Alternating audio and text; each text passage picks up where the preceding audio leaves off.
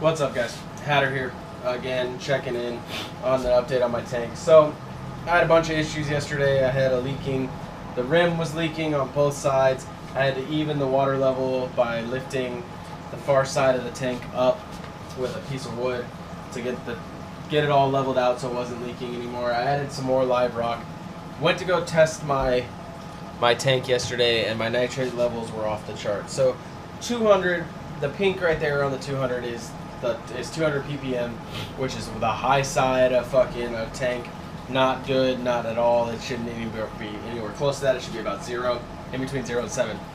Mine was blood red, so mine wasn't even on that chart. So I went to my local fish store, New Wave Tropical Fish here in Orange, California, and asked their owner, who's been doing this hobby for 40 years, what should I do? Should I get Dr. Tim's one and only and treatment and put it in the tank? Should I let it continue to cycle for another week, see what happens? He told me that I'm at the peak of my cycle.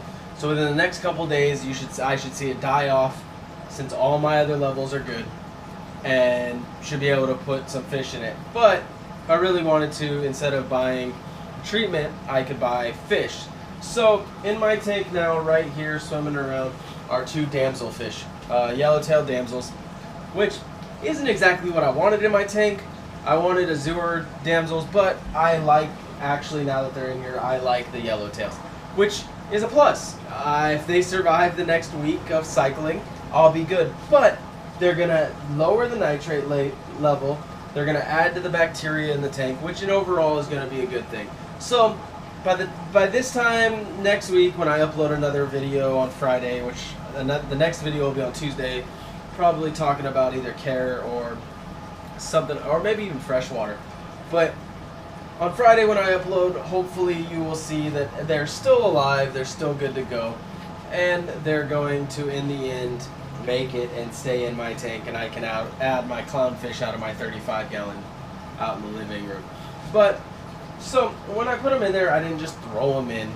I didn't just, let me open the bag and throw the water and the fish in and hope they survive.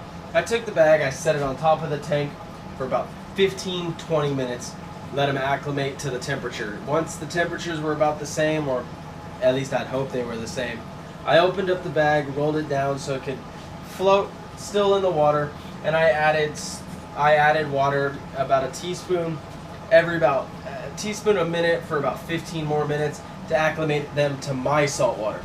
Then I turned around and I did a stupid thing, but I was kind of in a hurry. People in my house were calling me, I had to do a couple things.